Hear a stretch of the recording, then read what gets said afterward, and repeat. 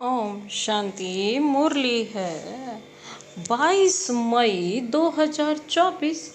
बाप दादा के मधुर महावाक्य।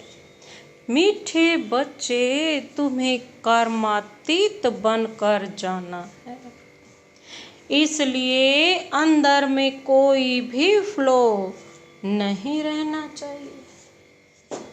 बाबा क्या कहते, तुम्हें कर्मातीत बनकर जाना है, इसलिए अंदर में कोई भी फ्लो नहीं रहना चाहिए। अपनी जांच कर कमियां निकालते जाओ। अपनी जांच कर कमियां निकालते जाओ। आज का प्रश्न है, किस अवस्था को जमाने में मेहनत लगती है? किस अवस्था को जमाने में मेहनत लगती है, उसका पुरुषार्थ क्या है? किस अवस्था को जमाने में मेहनत लगती है, उसका पुरुषार्थ क्या है? बाबा ने उत्तर दिया, इन आँखों से देखने वाली कोई भी चीज सामने ना आए। इन आँखों से देखने वाली कोई भी चीज सामने ना आए। देखते भी ना देखो, देह में रहते देही अभिमानी रहो। यह अवस्था जमाने में टाइम लगता है। बुद्धि में सिवाय बाप और घर के कोई वस्तु याद ना आए। इसके लिए अंतर्मुखी हो अपनी जांच करनी है, अपना चार्ट रखना है। इन आँखों से देखने वाली, बाबा कहते, कोई भी चीज़ सामने ना, देखते हुए भी ना देखें, देह में रहते हुए देही अभिमानी रहो। यह अवस्था जमाने में टाइम लगता है। बुद्धि में सिवाय बाप और घर के कोई वस्तु, बाबा कहते हैं, याद ही नहीं। इसके लिए अंतर्मुखी हो अपनी जांच करनी है, अपना चार्ट रखना है। ओम शांति। मीठे मीठे सिक्के लधे रूहानी बच्चे, यह तो जानते हैं कि हम अपनी दैवी राजधानी स्थापन कर रहे हैं। इसमें राजाएं भी हैं तो प्रजा भी है। पुरुषार्थ तो सब करते हैं। जो जास्ती पुरुषार्थ करते हैं वह जास्ती प्राइज लेते हैं। यह तो एक कॉमन कायदा है। यह कोई नई बात नहीं है। बाबा कहते, इसको दैवी बगीचा कहो व राजधानी कहो। अभी यह है कलयुगी बगीचा अथवा कांटों का जंगल। उसमें भी कोई बहुत फल देने वाले झाड़ होते हैं, कोई कम फल देने वाले होते हैं, कोई कम रस वाले आम होते, कोई कैसे होते हैं। फूलों के, फलों के ऐसे भिन्न भिन्न प्रकार के झाड़ होते हैं। वैसे ही तुम बच्चों में भी नंबरवार पुरुषार्थ अनुसार है। कोई बहुत अच्छा फल देते हैं, कोई हल्का फल देते हैं। भिन्न भिन्न झाड़ होते हैं। यह फल देने वाला बगीचा है। इस दैवी झाड़ की स्थापना हो रही है, अथवा फूलों के बगीचे की स्थापना हो रही है। कल्प पहले मिसल। बाबा कहते, आहिस्ते आहिस्ते मीठे खुशबूदार भी बन रहे हैं। नंबर वार पुरुषार्थ अनुसार सब वैरायटी है ना। बाप के पास भी आते हैं बाप का मुखड़ा देखने। यह तो जरूर समझते हो बाबा हमको स्वर्ग का मालिक बनाते हैं। यह बच्चों को निश्चय है जरूर। बेहद का बाबा हमको बेहद का मालिक बना रहे। मालिक बनने में खुशी भी बहुत होती है। हद के मालिक बने में दुख है। यह खेल ही सुख और दुख का बना हुआ है और यह भी भारतवासियों के लिए ही है। बच्चों को बाबा कहे पहले अपना घर तो संभालो। घर पर धनी की नजर रहती है ना, तो बाप भी एक एक बच्चे को बैठ देखते हैं। इनमें कौन कौन से गुण हैं और कौन से अवगुण हैं। बच्चे खुद भी जानते हैं।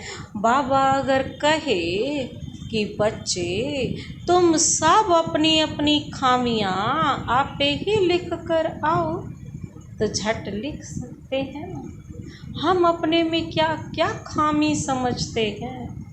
कोई ना कोई खामी है जरूर। संपूर्ण तो कोई बने नहीं है। हाँ बनना जरूर है। कलप कलप बने हैं, इसमें कोई संशय नहीं। परंतु इस समय खामी है वह बतलाने से बाबा उस पर ही समझाएंगे। इस समय तो बहुत खामियां हैं।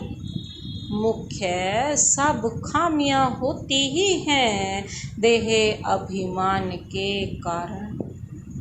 वह फिर बहुत हैरान करती हैं, अवस्था को आगे बढ़ने नहीं देती। इसलिए अब पूरी रीति बाबा कहते हैं पुरुषार्थ करना है। यह शरीर भी अभी छोड़कर जाना है। दैवी गुण भी यहाँ ही धारण करके जाना है।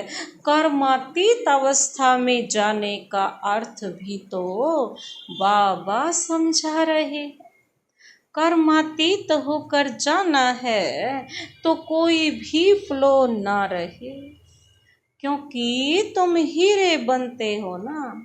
हमारे में क्या क्या फ्लो है यह तो हर एक जानते हैं, क्योंकि तुम चैतन्य हो।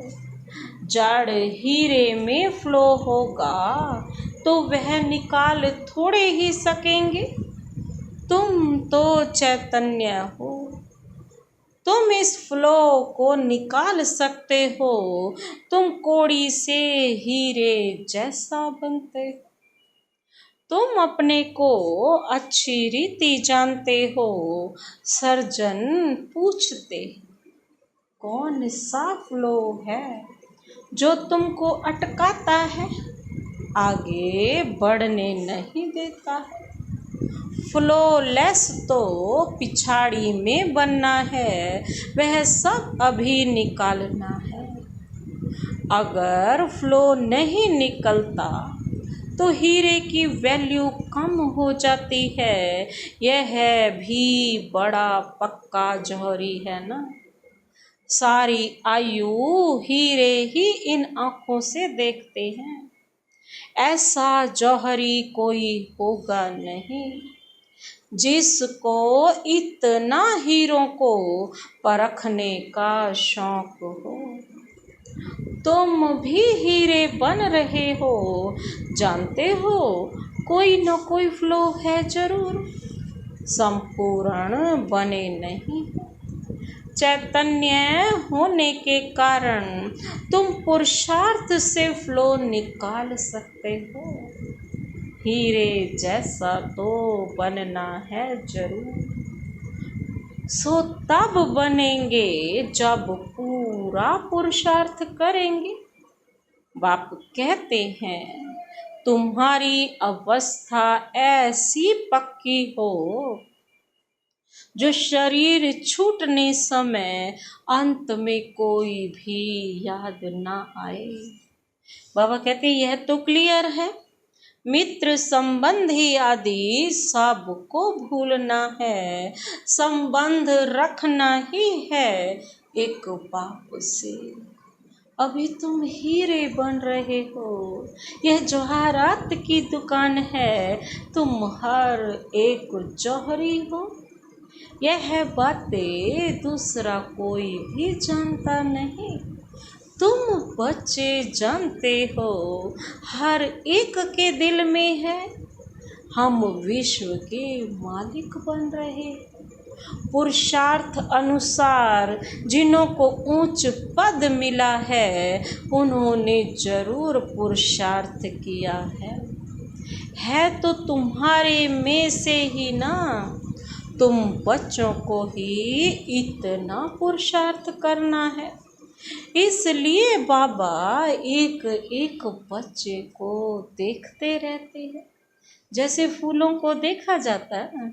यह कैसा खुशबूदार फूल है, यह कैसा है, इनमें बाकी क्या फ्लो है, क्योंकि तुम चैतन्य हो, चैतन्य हीरे जान सकते हैं ना। हमारे में क्या क्या खामी है जो बाप से बुद्धि योग तुड़ाए कहाँ ना कहाँ भटकाते हैं।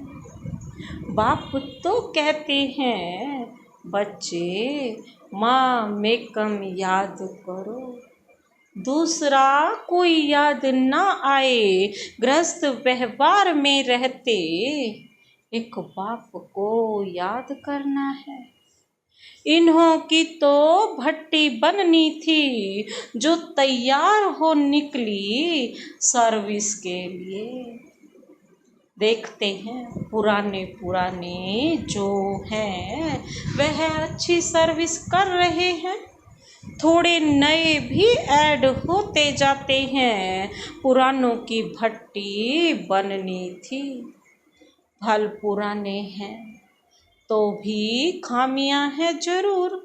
हर एक अपने दिल में समझते हैं कि बाबा जो अवस्था बनाने लिए कहते हैं वह अभी बनी नहीं है। एम ऑब्जेक्ट तो बाप समझाते हैं, सबसे जास्ती खाद है देह अभिमान की, तब ही देह की तरफ बुद्धि चली जाती है।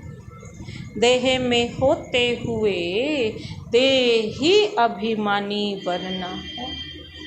इन आँखों से देखने वाली चीज कोई भी सामने ना आए, ऐसी अवस्था जमानी है।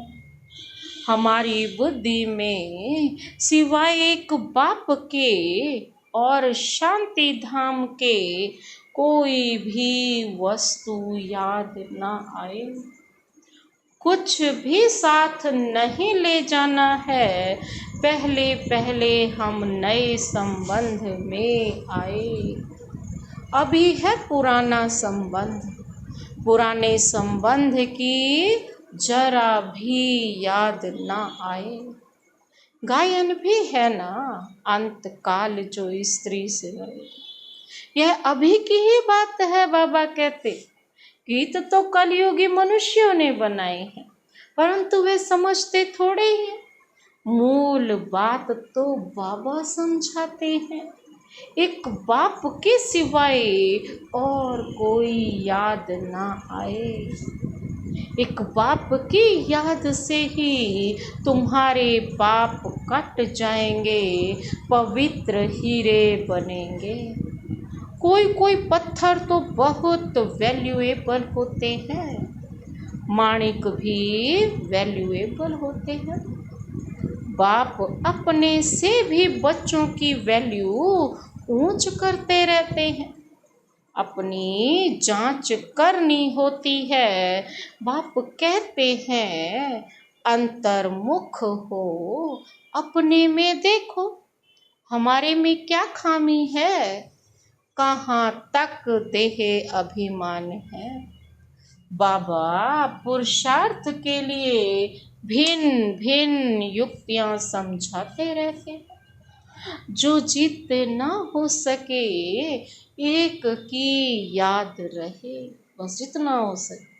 भल कितने भी प्यारे हो, खूबसूरत बच्चे बहुत लवली हो, तो भी किसकी याद ना आए। यहाँ की कोई भी चीज याद ना आए। कोई कोई बच्चे में बहुत मोह रहता है। बाप कहते हैं उन सब से ममत्व मिटाए, एक की याद रखो। एक लवली बाप से ही योग रखना है, उनसे सब कुछ मिल जाता है। योग से ही तुम लवली बनते हो, लवली आत्मा बनती है। बाप लवली प्योर है ना, आत्माओं को लवली प्योर बनाने के लिए बाप कहते हैं बच्चे जितना मुझे याद करेंगे तुम अथाह लवली बनेंगे। तुम इतने लवली बनते हो जो तुम देवी देवताओं की अब तक पूजा हो रही है। बहुत लवली बनते हो ना। आधा कल्प तुम राज्य करते हो, फिर आधा कल्प तुम ही पूजे जाते हो। तुम खुद ही पुजारी बन अपने चित्रों को पूजते हो। तुम हो सबसे लवली बनने वाले, परंतु जब लवली बाप को अच्छी रीति याद करेंगे तब ही लवली बनेंगे। सिवाय एक बाप के और कोई याद ना आए तो अपनी जांच करो कि बाप को बहुत लव से याद करते हैं। बाप की याद में प्रेम के आंसू आ जाएं। बाबा मेरा तो आपके सिवाय दूसरा ना कोई, और कोई की याद ना आए, माया के तूफान ना आए। तूफान तो बहुत आते हैं ना, अपने ऊपर बहुत जांच रखनी है। हमारा लव बाप के सिवाय और कोई तरफ तो नहीं जाता है। भल कितनी भी प्यारी चीज हो तो भी एक बाप की ही याद आए। तुम सब एक माशूक के आशिक बनते हो। आशिक माशूक जो होते हैं वह एक बार एक दो को देख लिया बस, शादी आदि भी नहीं करते। रहते भी अलग हैं परंतु एक दो की याद बुद्धि में रहती है। अभी तुम जानते हो हम सब आशिक हैं उस माशूक के, एक ही माशूक के। उस माशूक को तुम भक्ति मार्ग में भी बहुत याद करते थे, यहाँ भी तुम्हें बहुत याद करना है, जबकि वह सम्मुख है। बाप कहते हैं माँ में कम याद करो तो तुम्हारा बेड़ा पार हो। इसमें संशय की कोई बात नहीं है। भगवान से मिलने के लिए सब भक्ति करते। यहाँ कोई कोई बच्चे तो बहुत हड्डी सर्विस करते, सर्विस के लिए जैसे एकदम तड़पते हैं। बाबा कहते बहुत मेहनत करते हैं। यह भी तुम जानते हो कि बड़े आदमी इतना नहीं समझ सकेंगे, परंतु तुम्हारी मेहनत कोई व्यर्थ नहीं जाती। तुम्हारी मेहनत कोई व्यर्थ नहीं जाती है। कोई समझ कर लायक बनते हैं, फिर बाबा के आगे आते हैं। तुम समझते हो यह लायक है ना, लायक है व नहीं। दृष्टि तो उन्हों को तुम बच्चों से मिलती है। बाबा कहते हैं श्रृंगार करने वाले, श्रृंगार करने वाले तुम बच्चे, जो भी यहाँ आए हुए हैं उन सब को तुम बच्चों ने श्रृंगार कराया है। बाबा ने तुमको कराया है, तुम फिर औरों को श्रृंगार कराए ले आते हो। बाप ऑफरीन देते हैं, ऑफरीन देते हैं ना। जैसा श्रृंगार किया है ऐसे ही औरों को भी कराते हैं, बल्कि अपने से भी औरों को अच्छा करा सकते हैं। सबकी अपनी अपनी तकदीर है ना। कोई कोई समझने वाले, समझाने वाले से भी तीखे हो जाते हैं। समझते हैं इनमें हम अच्छा समझा सकते हैं, इनसे हम अच्छा समझा सकते हैं। समझाने का नशा चढ़ता है, समझाने का बाबा कहते हैं नशा चढ़ता है तो वह फिर निकल पड़ते हैं। बाप दादा दोनों की दिल पर चढ़ पड़ते हैं। बहुत नए नए हैं जो पुरानों से भी तीखे हैं। कांटों से अच्छा फूल बन पड़े। इसलिए बाबा एक एक को बैठ देखते हैं, इनमें क्या क्या कमी है। यह कमी इनमें से निकल जाए तो बहुत अच्छी सर्विस करे। बाबा कहते बागवान है ना, दिल होता है उठकर पिछाड़ी में भी जाकर देखूं। दिल होता है बाबा उठकर पिछाड़ी में भी जाकर देखूं, क्योंकि पिछाड़ी में भी जाकर बैठते हैं। बाबा कहते अच्छे अच्छे महारथियों को तो फ्रंट में बैठना चाहिए। इसमें किसको धक्का आने की तो बात ही नहीं। अगर धक्का आएगा, रूठेंगे तो अपनी तकदीर से रूठेंगे। सामने फूलों को देख देख अथाह खुशी होती है। बाबा कहते यह बड़ा अच्छा है, इसमें थोड़ा डिफेक्ट है। यह बहुत अच्छा साफ है। इनमें अंदर कोई जंक जमी पड़ी है तो यह सारा किचड़ा निकालना है। बाप जैसा लव कोई नहीं करता। स्त्री का भी पति में लव रहता है ना। पति का इतना नहीं होता, वह तो दूसरी तीसरी स्त्री कर लेते। स्त्री का तो पति गया बस या हुसैन करती रहती। बाबा कहते पुरुषों के लिए तो एक जुत्ती गई तो कर लेंगे। शरीर को जुत्ती कहा जाता है। शिव बाबा का भी लॉन्ग बूट है ना। अब तुम बच्चे समझते हो, हम बाबा को याद करेंगे, फर्स्ट क्लास बनेंगे। कोई कोई फैशनेबल भी होते हैं तो जुतियाँ भी 4-5 रखते, नहीं तो आत्मा की तो जुत्ती एक ही है। पाँव की जुत्ती भी एक होनी चाहिए, परंतु यह एक फैशन पड़ गया है। अभी तुम समझते हो कि बाप से हम क्या वर्षा पाते हैं। हम उस पैराडाइज के मालिक बन रहे हैं। हेवन भी कहा जाता है,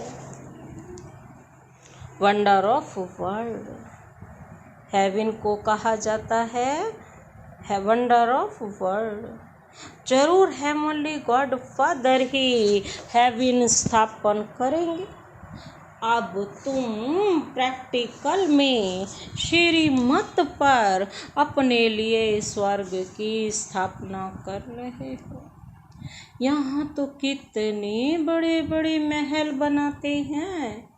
बाबा कहते यह सब खत्म हो जाएंगे, तुम वहाँ क्या करेंगे? बाबा कहते दिल में आना चाहिए, यहाँ तो हमारे पास कुछ भी नहीं है।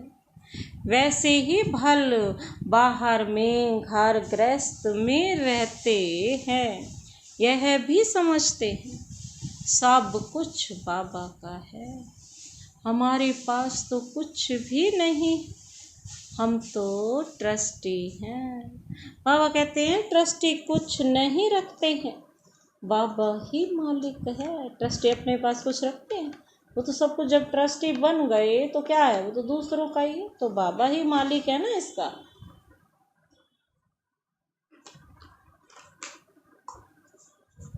यह सब कुछ बाबा का है।